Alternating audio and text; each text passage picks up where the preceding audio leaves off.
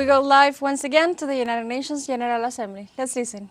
The key word here is together. So let's remember and reflect.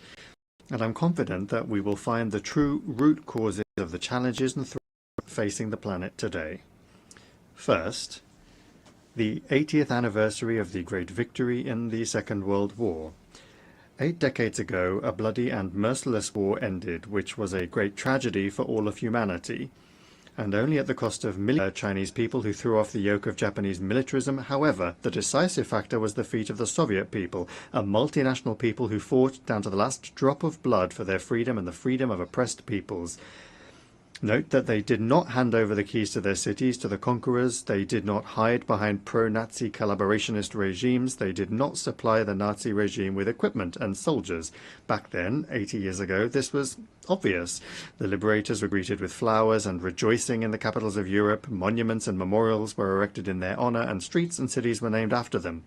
Only 80 years of life have gone by since then, a life of prosperity and peace in Europe, and how everything has changed. The West has developed its own version of the truth about the events of those years. Memories are being erased, monuments demolished, history textbooks rewritten. Once again we hear Nazi slogans and chants in city streets. This is how the 21st century generation is being raised, a generation that did not see the horrors of that war. They did not even hear about it from their parents, and so they are fueled by the false heroism of their ancestors who in the past had joined Hitler's coalition of nations, dreaming of world domination. If history is being rewritten, then its conclusions are also being rewritten. This calls into question the legitimacy of the post-war world order based on the universal principles of the United Nations. That seems clear.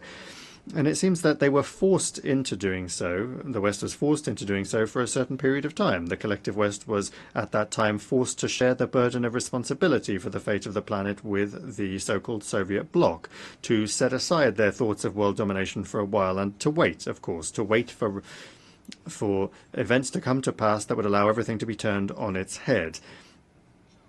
From this rostrum, in the past few days, we have already heard people say that the Holocaust is our shared shame. Why is it our shared shame? Everyone is answerable themselves before history. We, Belarusians, for example, fought Nazism down to the last drop of blood and laid down our lives to do so. We saved Jews at the cost of our own lives.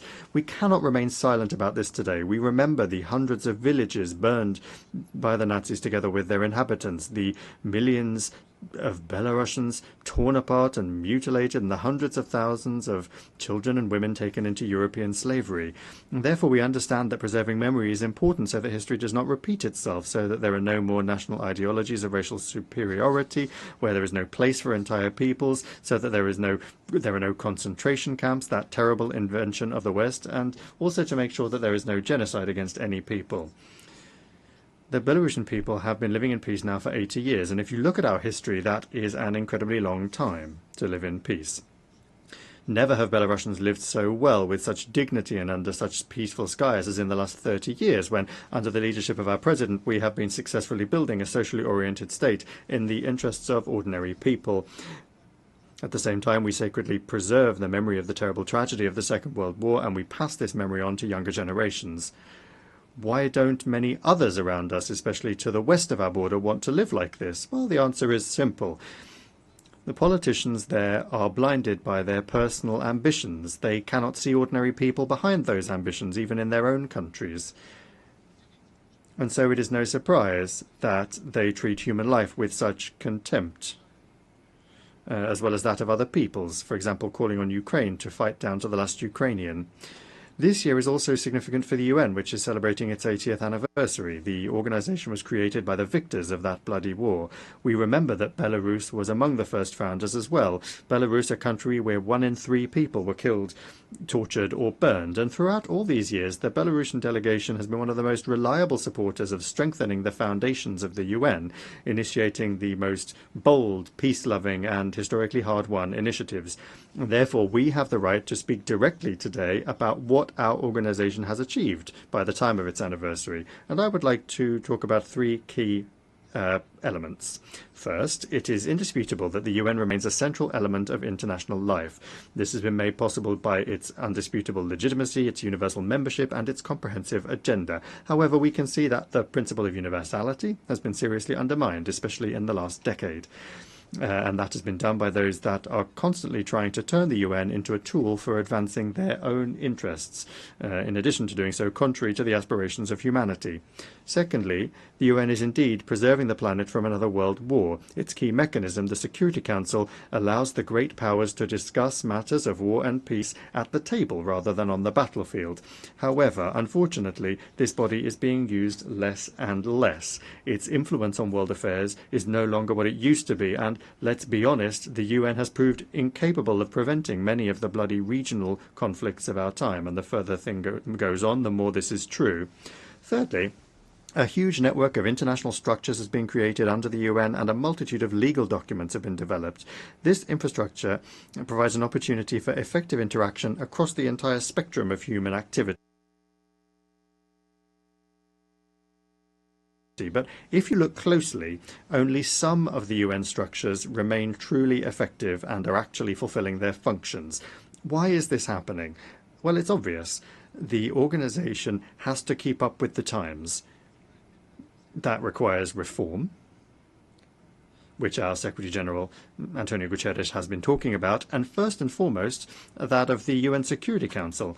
And here I'm talking inter alia about expanding the category of permanent members to include developing countries from Africa, Latin America, and Asia. Over the past 8 decades, the membership of the organization has grown exponentially, and many states that were not even on the world map when the UN was founded want their opinions and voices to be heard, and they have a right to do so, as now they are important political and economic actors. They rightly expect the UN will work in the interests of all of its members and to strengthen cooperation between them, rather than being a tool for manipulation by individual countries. And this includes settling scores with other states. Fourth, we also see a problem in the fact that the UN is being used for certain purposes. The actions of the United States of America to reduce its support to the UN, which has already caused plans to cut staff in our organization, are a very unpleasant wake-up call. But you'll have to agree that if the UN is able to be an impartial forum and move with the times, it will be in demand by everyone, the weak and the strong, the developed and the developing.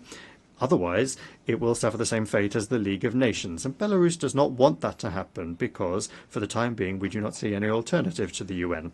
And that is why talking about these institutional problems sincerely today is important, to understand their nature and to correct them. The 50th anniversary of the Helsinki Final Act is being marked this year as well. This document, initiated incidentally by the leadership of the Soviet Union, consolidated the realities that had developed in Europe after the Second World War. The act also predetermined the stable nature of relations between the Soviet Union and the United States, which was reflected in all regions of the world, and helped to make the Cold War slightly more manageable. It also introduced the principle of indivisible security, adherence to which prevented the Cold War from escalating into a hot one. The Helsinki Agreements provided an opportunity to build a united, indivisible and prosperous Europe during and after the Cold War. However, history took a different path. Today, the so-called victors of the Cold War have completely forgotten this principle and adopted a logic of superiority and confrontation. Incidentally, it was precisely this logic that was behind NATO's eastward expansion. As a result, the balance of power in Europe was undermined, and security threats arose for many states. The Yugoslav crisis, the bloodshed in a number of post-Soviet republics, and the conflict in Ukraine are the most striking examples of such consequences. Today it is clear that the way to end the bloodshed in Ukraine lies in all parties in Europe returning to an understanding of the importance of respecting the principle of indivisible security. And it's important that one of the main global centers of power, the United States, has finally started to understand the importance of this. Unfortunately, the EU countries aren't doing the same thing. They continue to stoke regional conflict with the firewood of Ukraine.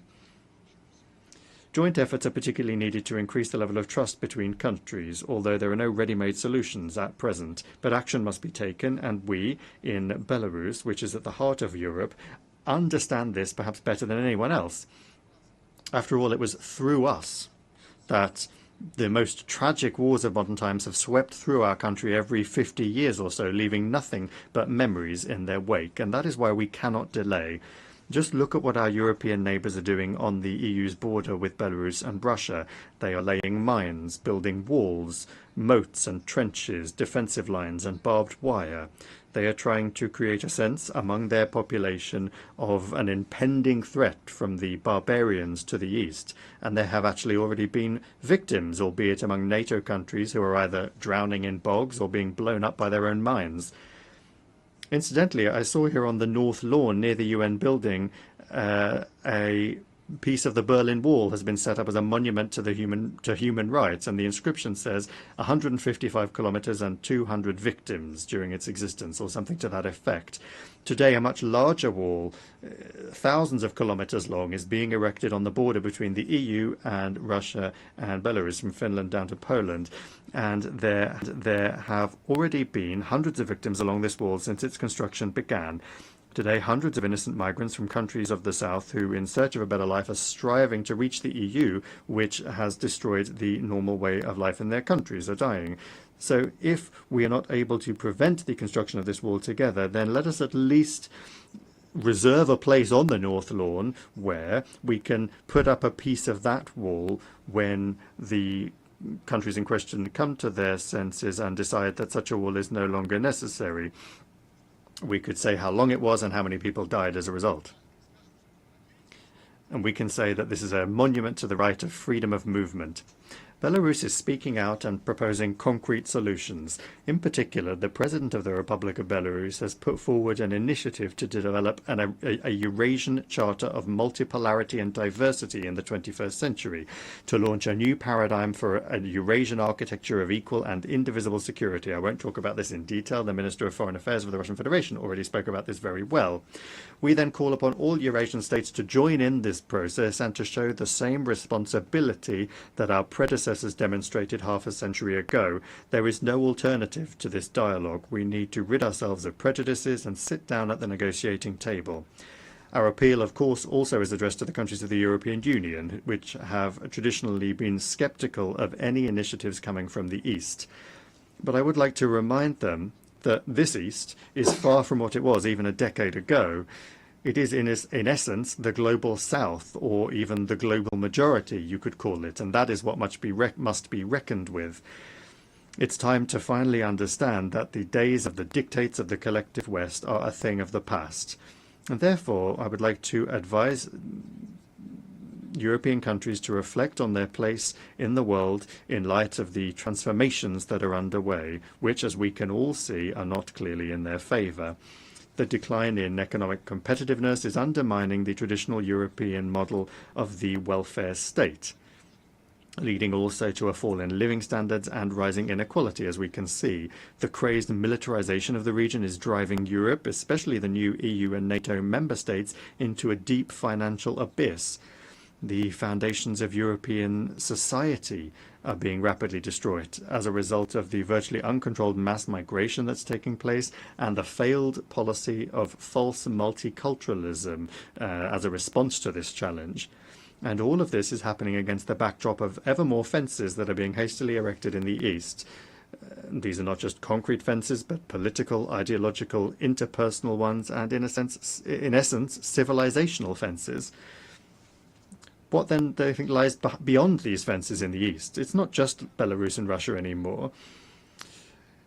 There's also the Indian Ocean, and as our Chinese friends say, a community of shared destiny and shared responsibility for the future of humanity that is stretching all the way to the Pacific horizon that exists there, with the weakening of customs and physical borders, the strengthening of cooperation across the entire spectrum of pressing issues, the development of interpersonal contacts and multifaceted interaction. This is a community where, despite numerous cultural and national differences, people respect each other at the very least and do not impose ideological dogmas and rules of behavior on one another. Billions of people, millions of kilometers of territory, a powerful, rapidly growing economy, and the most advanced technologies, ones that are now our own. We have everything, and our own modern mechanisms for cooperation as well. The BRICS, the SCO, ASEAN, the African Union, the League of Arab States.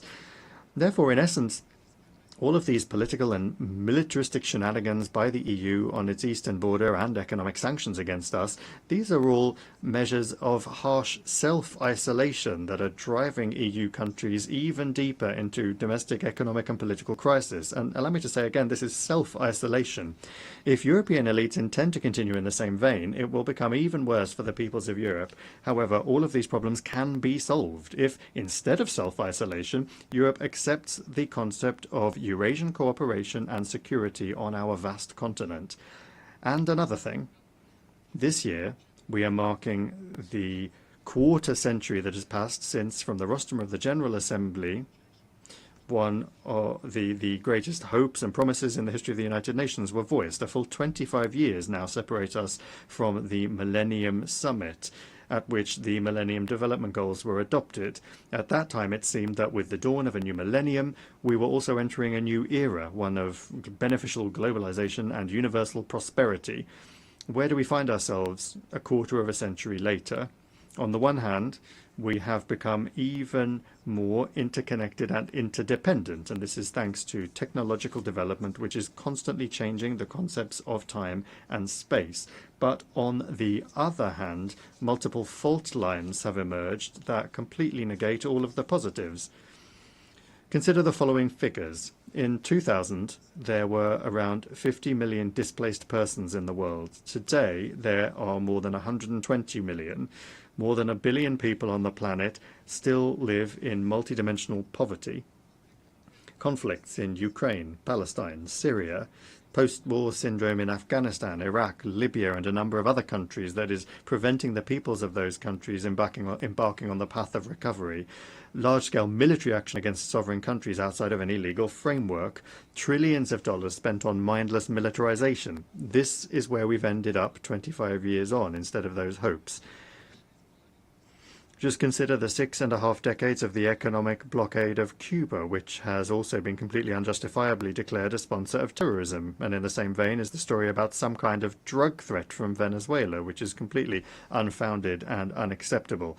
Is this really the result that the UN system was striving for 25 years ago? So why did the expectations and hopes of the beginning of the millennium not come true? In this regard, the words of the president of Belarus spoken at that Millennium Summit proved prophetic. For many centuries, a small group of states has determined the fate of the world, viewing other nations as peoples as a disenfranchised mass. The past quarter century has shown that many in the West have been unable to abandon their centuries-old mentality. As a result, the West has not become a leader in the process of change, but rather a source of threats and losses. Certain Western elites that are accustomed to living for centuries at the expense of others continue to exhibit a colonial mindset, albeit a modernized one. It's no surprise that even today they continue to display arrogance and power that they exert over developing countries, which was characteristic of colonial times. Our African friends can speak very eloquently about colonial times, and incidentally they are calling for reparations as well for the harm caused by the West. Over the past quarter of a century, then, we have seen the West not working together to solve development problems, but rather imposing democracy and the weaponization of the economy. This policy has spawned many wars, chaos, millions of refugees, created barriers to international trade, undermined global food security, entrenched poverty, hunger, and inequality, and international organizations, chief among them the UN and the WTO, have been sidelined. That is why, in response to these negative trends, the idea of regionalization is becoming popular, and cooperation mechanisms that aren't linked to Western countries, such as, well, as I already mentioned, the BRICS, SCO, ASEAN, CIS, the League of Arab States, and the African Union, they're growing and strengthening. They reflect the interests of the global majority countries. They work on the basis of mutual respect, equality, and consensus, rather than domination and plunder. They essentially are forming a fair multipolar economic architecture for development. And it's only natural then that the Chinese President Xi Jinping has put forward a very timely initiative on global governance, which Belarus fully supports. Mr. President, the words of the great Italian thinker of the past century, Antonio Gramsci, who wrote from a fascist prison, are more relevant today than ever. The old world is dying and the new world is struggling to be born. It is indeed paradoxical that even today the new world is being born in agony because the old world does not want to quietly leave the stage. We're not the ones destroying the old world. The West itself is doing a perfectly fine job of that, but we, the global majority, are trying to build a new one, and I would like to underscore that particularly. It's together. It is the key word from the theme of this General Assembly. We're doing this together with our like-minded partners. Thank you for your attention.